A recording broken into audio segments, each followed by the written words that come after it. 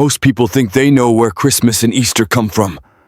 They believe these holidays sit at the center of Christianity. They believe their meaning has always been clear. But what if that isn't true? What if the real meaning of Christmas and Easter didn't survive in institutions or traditions, but in the lived experience of Black people? Not because Black people created these holidays, but because they lived the story behind them. A story of oppression, a story of empire, and a story of liberation. To understand that, we have to ask one uncomfortable question. How did a faith born in liberation turn into a tradition of comfort? Let's start there. When people hear the claim that the real origins of Christmas and Easter come from Black people, many misunderstand it immediately. This is not a claim about who invented the holidays. It is not a claim about calendars, rituals, or historical ceremonies. It is a claim about meaning. More specifically, it is a claim about where the original spiritual meaning of these celebrations survived after it was diluted, softened, and rebranded by European Christianity. In other words, Christmas and Easter may have been shaped by Roman power, but their true soul, the soul of liberation, resistance, and hope for the oppressed, was preserved by people who had no power to reshape the story for their own comfort. That place was the lived experience of Black people.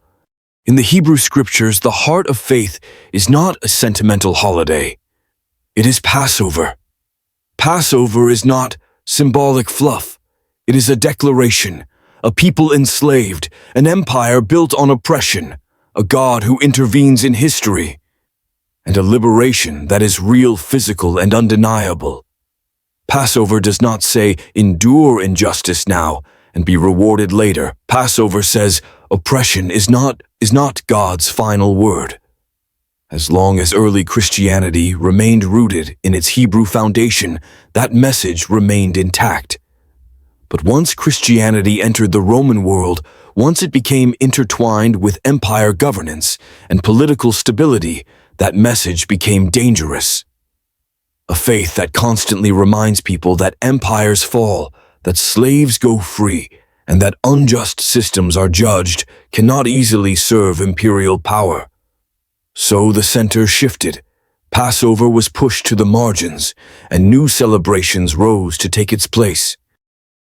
Over time, Christmas and Easter emerged as dominant Christian celebrations, but stripped of Passover's radical edge.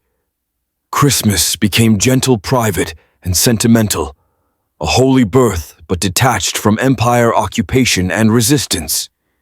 Easter became spiritualized, a victory over death but removed from political violence, state power, and injustice. No Pharaoh, no Egypt, no system that needs to be overthrown. European Christianity preserved the form of faith while slowly losing its liberating core. And when form survives long enough, people begin to believe it was always the whole story. When Black people were enslaved, they were not taught Passover as the center of biblical faith. They were taught a European version of Christianity, one that emphasized obedience, submission, and heavenly reward. But the system could not control how they experienced Scripture. Black people did not read Exodus as ancient history. They were living inside it. Pharaoh was not a metaphor. Pharaoh had a face. Egypt was not a distant land. Egypt was a plantation system, laws enforced by violence, and lives treated as property. And Passover was not ritual. It was survival. It was the belief that God sides with the oppressed, that chains are not eternal, that freedom is not a fantasy. Here is the reversal most people miss. Black people did not create the biblical festivals, but they understood their meaning correctly because they needed that meaning to live. While European Christianity could celebrate Christmas without confronting empire, Black people saw a child born under imperial occupation. While Easter became a spiritual abstraction, Black people understood resurrection as a declaration. Violence, death, and oppression do not have the final word. This is the heart of the argument.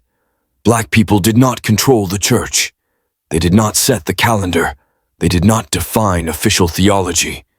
But precisely because of that, they preserved what power tends to erase. They could not afford a faith that comforted empire. They needed a faith that challenged it. Separated from Passover, Christmas, and Easter become cultural events. But through the Black experience, their original meaning resurfaced. Christmas declares that God enters history on the side of the oppressed.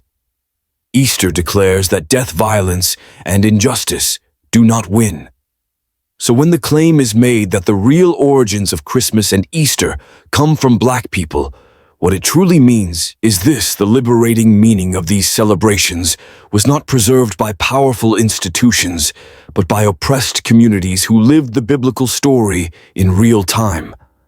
The question then is not how you celebrate Christmas or Easter. The question is which version of their meaning you live by. A faith that liberates, or a faith that simply maintains comfort and order? Are you holding on to the form of the celebration or the soul of it? At this point, the question is no longer about dates, traditions, or rituals. It's about meaning. History shows us how Christmas and Easter were shaped, renamed, and reframed by institutions of power.